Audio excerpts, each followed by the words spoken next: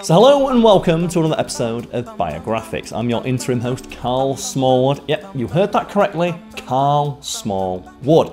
Jokes in the comments if you please. And today we're talking about Lady Jane Grey, the tragic 9-day queen. And at this point in Top 10's Geographics and Biographics videos, I like to point out these are by no means a solitary effort on my part. I'm neither the first, second, third or fourth person to get my eyes on the script.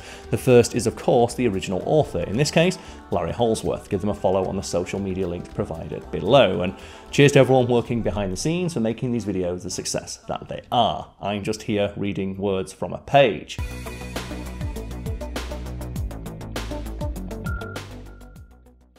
For 9 days in 1553, Lady Jane Grey claimed the thrones of England and Ireland, an impertinence that caused her to be executed for high treason in February the following year. Jane was a descendant of King Henry VII, a first cousin once removed of Elizabeth I, Mary I and King Edward VI, and a grandniece of their collective father, the arguably more famous King Henry VIII. By right of the last will and testament of King Edward VI, she was the successor to the British throne, largely because her Protestant faith made her a less disagreeable monarch than the Catholic Mary, at least to British Protestants of the day. So apologies for all those like, Edward VI, Mary I. There's just when you talk about British history, a lot of it is going to be like that. At first, the Privy Council of England agreed with her ascension and supported her claim to the throne, but in less than 2 weeks, political support for Mary Tudor led to her being proclaimed queen instead, and Jane's confinement to the Tower of London as a treasonous usurper. Lady Jane's story, like many surrounding the English monarchy of the time, is one of intrigue, treachery, betrayal, religious intolerance, fear of Spanish power, and ultimately royally sanctioned murder. In that, it's not unlikely many tales which swirl around the British monarchy and its long, complicated history. Tales of hooded executioners, imprisonments in the Tower of London, ministers both loyal and duplicitous, secret missions and public executions are all part of the history of the monarchy. Lady Jane's tale, then, is a relatively small part of that history, yet it's one still worth telling, and we'll start, as we often like to do, at the beginning with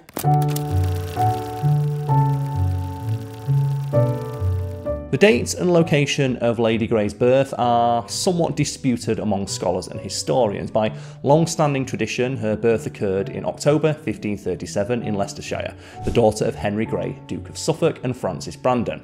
Early 21st century scholarship disputes this tradition, placing her birth earlier, possibly as early as May 1536, in or near London, rather than in the country. Baptismal records are one of the few tools available to historians to learn about births of individuals in a time when they usually occurred at home. Infants were commonly baptised within days of their birth, a safeguard against their immortal souls being banned from heaven in case they were to succumb to one of the many hazards that threaten infants and their mothers in those very dangerous times. Yet there is no baptismal record for Jane Grey. British law did not require the recordings of baptisms in church records until 1538, and Jane was evidently overlooked by whatever cleric performed the rite. To establish her time of birth, recent scholars have looked to the other end of Jane's life, her execution on February 12, 1554, where documents declared her to be 17 years of age. Assuming those documents to be correct, this establishes her birth as occurring before February 1537, though it does little to clarify the location in which she was born. It will likely remain a subject of heated debate unless baptismal records one day do appear. After nearly 5 centuries, that seems somewhat unlikely. At any rate, as the daughter of nobility, Jane received a liberal education. Her primary tutor was John Aylmer, an Anglican bishop and chaplain to her father. Aylmer tutored Jane in Greek, in Latin and in Hebrew, the languages of the scriptures. From another tutor, Michelangelo Florio, she learned Italian. She preferred the study of languages and their corresponding cultures to the more scientific studies, eschewing mathematics and astronomy, but she also exhibited a disdain for the more physical activities expected of the nobility, including riding with the hounds during the hunt and attendance at the festivals and jousts popular among her peers. Even sports such as tennis, which was a popular game among the nobility of 16th century Britain, was not to her taste. She preferred to quietly read books at home, so yeah. Icon. She also exhibited somewhat of a resentment to discipline, referring to criticism by her parents of her behaviour and decorum as harsh, claiming that sometimes, and I quote, "think myself in hell." She grew to resent being told how to sit, when to speak, and when to remain silent, and the other rules of social decorum which dictated the proper behaviour of the denizens of the courts and noble houses. She preferred quiet periods of private correspondence in Greek and in Latin to the socialisation of receiving guests, dancing, and behaving as a courtier. She was withdrawn and frequently silent, encouraging her father to seek different living conditions for his daughter.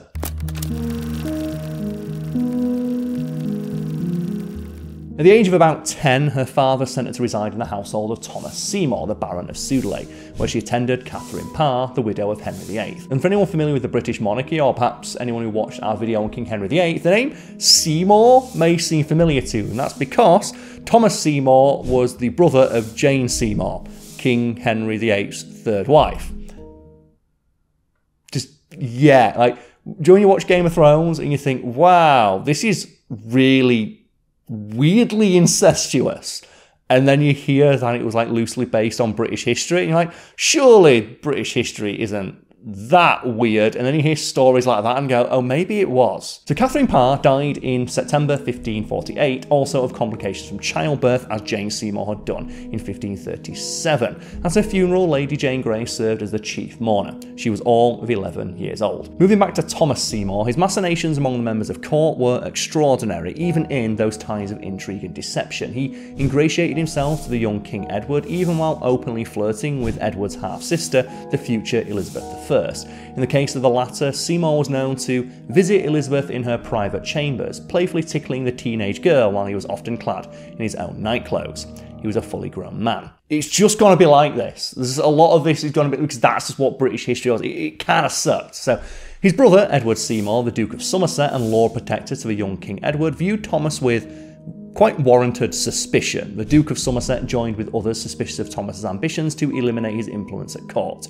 Among the many charges which were eventually brought against Thomas was one that he had proposed marriage to the king to Jane Grey. Jane's father instead countered with a proposed marriage of his daughter to Edward Seymour, Lord Hertford's son and the Lord Protector. Though nothing ever came of this suggestion, it did protect his daughter from the charges of treason, which were eventually levelled against Thomas Seymour. The suggested marriage served to distance Lady Jane from Thomas Seymour by binding her, at least in the mind of courtiers, to Edward Seymour instead. Thomas Seymour was arrested in January 1549 outside the King's bedchamber at Hampton Court Palace, armed with a pistol. Some recountings of this incident state that he had shot one of the King's beloved spaniels when the dog had the temerity to bark, sounding the alarm of an intruder near his master's person. Well, discharging a pistol to silence a dog to prevent an alarm seems somewhat contradictory in logic. Seymour soon found his new residence to be in the Tower of London as a result of his actions, and yeah, I don't imagine shooting one of the King's dogs is gonna result in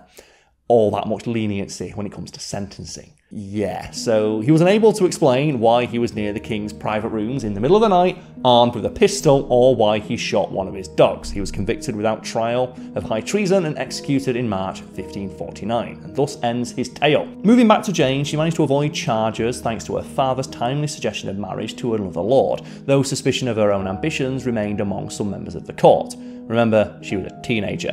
In May 1553, her engagement, arranged by her father and emissaries from her betrothed, was announced. She was engaged to Lord Guildford Dudley, the son of John Dudley, the Duke of Northumberland, who served as the Lord President of the Privy Council, making him, for all intents and purposes, one of the most powerful and influential men in all of England. Lady Jane Grey and Lord Guildford Dudley were married on May 25th, 1553, and they were not the only bride and groom to stand before the altar at Durham House, London, that joyous day. Jane's own sister, Catherine Grey, wed Henry Herbert at the same ceremony. Lord Guildford's sister, also kind of awkwardly named Catherine, married Henry Hastings alongside the other two happy couples. Thus, Lady Jane Grey was denied the opportunity of being the centre of the celebrations on her own wedding day, becoming instead just one of several people enjoying being the centre of attention and happiness.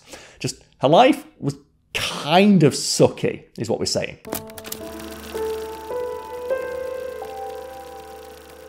Lady Jane Grey had been married just 6 weeks when the King of England, Edward VI, died on July 6, 1553. The King had not yet reached his 16th birthday, making him younger than Jane, and during his brief reign he had been largely at the mercy of his own advisors. Unfortunately for the King, those advisors were ambitious men, covetous of personal power, and divided by religious beliefs and loyalties. Arguably, Edward's most powerful and influential advisor was the aforementioned Duke of Northumberland, a Protestant distrustful of all Catholics and their links to Rome and Spain. He was also, not coincidentally, Lady Jane Grey's father-in-law at the time of Edward's death. So Edward had been ill for some time, first complaining of the ailment which would claim his life in February 1553. Exactly what the disease was remains open to some amount of speculation. The attending surgeon who performed the post-mortem on the royal corpse determined His Majesty would succumb to consumption, as tuberculosis was known at the time. Yet rumours of poisonings began almost immediately. Such rumours assigned responsibility for the crime to agents of Spain, agents of the Pope, supporters of the Catholic monarchy and others. No evidence of these poisonings ever emerged, but evidence was of little importance to extremists when possession of the throne was the ultimate goal. Whisperings of poisonings and other connivances joined with legitimate charges throughout the Marian and Elizabethan reigns. During the king's illness, councillors led by Northumberland convinced His Majesty to alter his will, designating his rightful heir to the throne. By law, at the time, Edward's rightful heir was his half-sister, Mary, the daughter of Henry VIII and Catherine of Aragon. Mary, as well as her sister Elizabeth, had been declared illegitimate after the, shall we say, marital and religious shenanigans of their father that had led to their marriage being annulled in 1533. Again, we talk about this in more detail in our video on Henry VIII. It's kind of a trip. In 1543, Parliament overturned that religious decision with the Third Succession Act. As Edward lingered near death, it was evident that Mary would succeed him to the throne, placing a Catholic at the head of the church as well as the head of state. Edward, and perhaps more importantly Northumberland, opposed the idea of a Catholic monarch, in part because of the potential influence of Catholic Spain on British affairs, and in part because they simply just distrusted Catholics. Northumberland convinced the dying king to issue a document forcefully expressing the royal will regarding the succession. Edward's document called, and I quote, "My devise for the succession," ignored the claims of his half-sisters Mary and Elizabeth and established a succession of male descendants only, of Frances Grey, Jane's mother, or of Jane's or any of her sisters. Northumberland then persuaded the dying king to alter his original draft of the devise. In doing so, Edward confirmed the illegitimacy of Mary and Elizabeth as had been declared by their own father, Henry VIII. He then extended the right of inheritance to women only in the absence of legitimate male heirs, and in doing so, established Lady Jane Grey as the heir to the throne, followed by her sisters, in accordance with their ages. His devise contravened to the Third Succession Act, which will prove to be, if you'll forgive the pun, the demise of the devise. Moving on.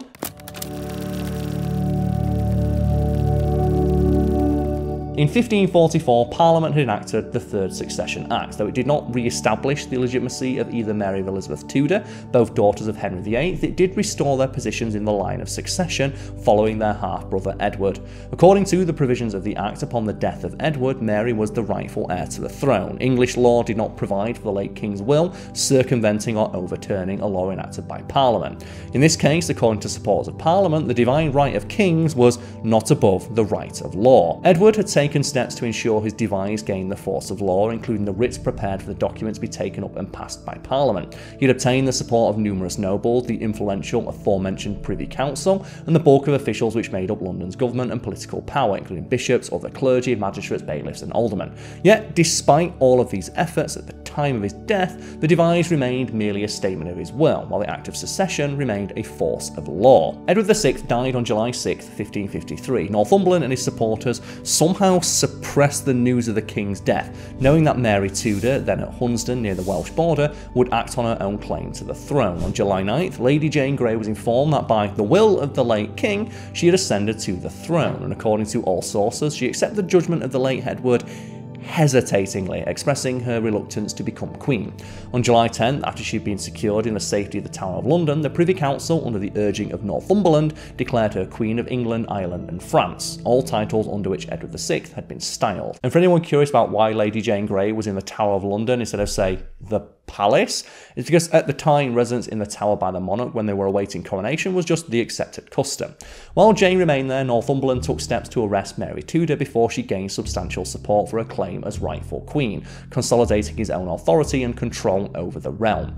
When he became aware of Mary's having moved to East Anglia, he set out to arrest her, departing London with a small body of troops on July 14th. On July 19th, the Privy Council just reversed their decision and declared Mary to be the queen. Exactly why the council changed its position remains unclear even to this day, though significant evidence exists that a coup was engineered and executed by the Earl of Arundel, Henry VIII, a longtime enemy of Northumberland, a Catholic and supporter of Mary. With the announcement of Mary as queen, Jane Grey became a pretender, an enemy to the monarchy, and thus by extension, guilty of high treason. Overnight, she went from being the Queen of England, residing in the Tower while awaiting coronation, to a prisoner in that same tower, accused of treason against the Queen. the job she'd had just 24 hours earlier. British history is wild sometimes. So, moving on.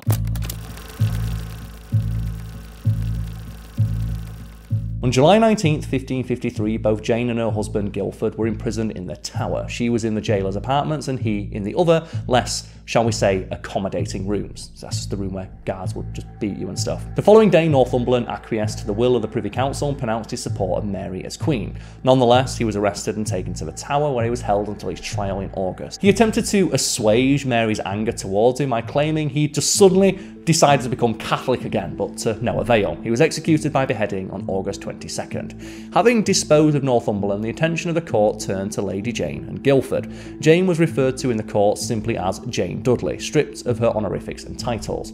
She remained in the Tower isolated from her husband, a girl still in her teens, no doubt bewildered by the turn of events which had reduced her to her situation. The former Archbishop of Canterbury, Thomas Cranmer, who had committed the crime of announcing his loyalty to his Queen when she was so named by the Privy Council, was charged alongside her, so was her husband. Cranmer managed to elude punishment as a result of his association with Lady Jane, though he was eventually convicted of heresy and burned at the stake in 1556. As mentioned, it kind of sucked back then. Guildford and Lady Jane were tried in November 1553 before a special commission assembled for the sole purpose in London. Their guilt was predetermined and accordingly announced after a brief trial. Jane was sentenced to death either by beheading or by being burned at the stake, the latter being the preferred punishment for treasonous women at the time. The choice of which punishment Lady Jane would suffer was left to the sole discretion of the Queen. There were appeals to the Queen, of course, to show mercy to Lady Jane, and for several weeks following her conviction, she remained a prisoner in the Tower, with no date for her execution scheduled. During this time, it was established that the evidence against Lady Jane was somewhat unsubstantial, with the exception of a few documents to which she had affixed her signature during her brief, remember, 9-day reign. They showed her as signing her name as Jane the Queen, with Queen spelt wrong, so obviously that education really paid off. Whether or not this signature was actually hers remains unknown and debated to this day, but to the commission of her accusers, which tried her, they established that she had attempted to exercise the power of the monarch, usurp the title, and in doing so committed high treason. In essence, she quite literally signed her own death warrant.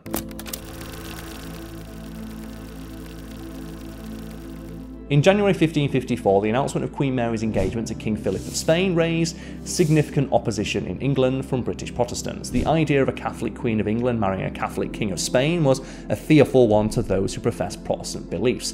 Thomas Wyatt, an English political figure, was himself a Catholic and supporter of Queen Mary, but had witnessed the Spanish persecution of so-called infidels during the Inquisition and feared their spreading into Britain. As such, he led a revolt against the proposed union of Mary and Philip. There is little, if any real solid evidence that Wyatt supported the restoration of Lady Jane to the throne, but hard evidence was not a requirement of those who wished Lady Jane eliminated. In addition, Jane's father, Henry Grey, Duke of Suffolk, joined in the rebellion led by Wyatt. Though Wyatt formed a substantial military force and demanded the Tower be surrendered to him, the rebellion was quashed with minimal bloodshed. Wyatt himself surrendered to the Queen's forces after the Queen offered pardons to most of his followers. Wyatt was tried for treason in March 1554. During his trial, mercy was offered should he provide evidence, any evidence, that implicated Mary's sister, the future Queen Elizabeth, in the plot. To the followers of Queen Mary, no one was above suspicion, even a future queen, or a past queen for that matter in Lady Jane's case.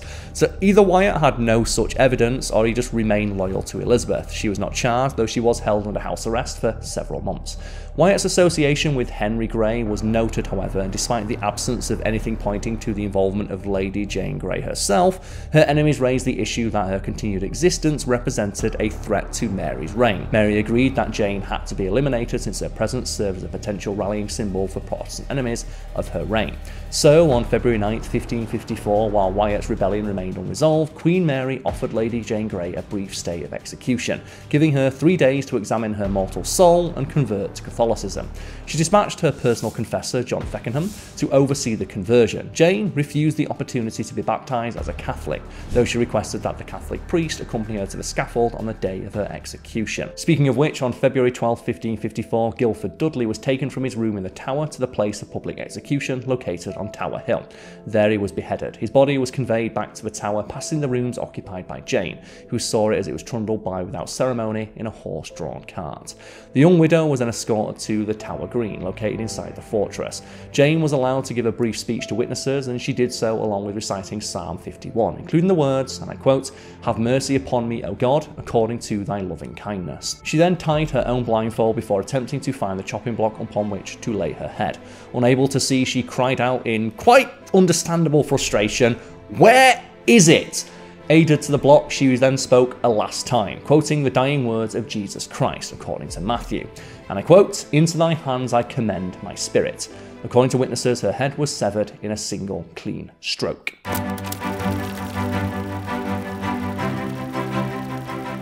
Jane and Guildford Dudley were buried near Tower Green, their graves unmarked by a memorial or stone. Less than 2 weeks after her execution, Jane's father met pretty much the same fate for his part in the ill-fated Wyatt Rebellion.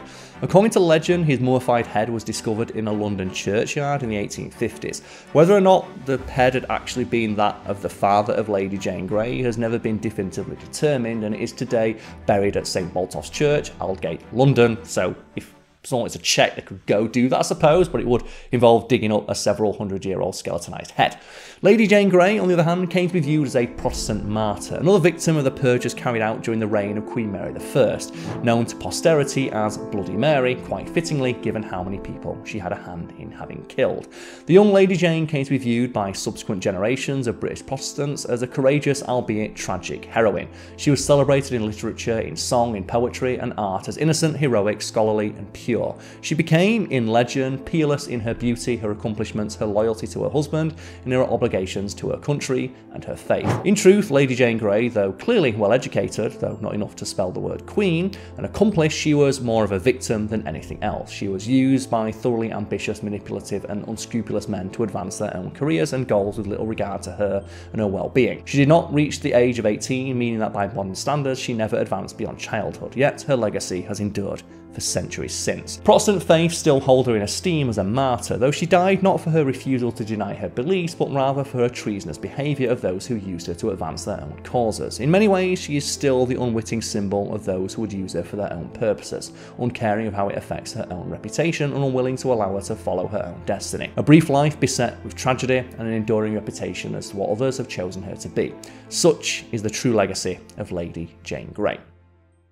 So I hope everybody at home found this video to be educational, informative and entertaining. I certainly found the script to be all three of those things, and if you are inclined to agree, Larry Holdsworth, the original author, has provided with some social media links you can follow below. Otherwise, I hope everybody at home enjoyed this video. Leave a like, comment, feedback, suggestions, all that good stuff below, and subscribe for more content like this. And as I always like to say to everyone watching at home, go out there and have the day that you deserve.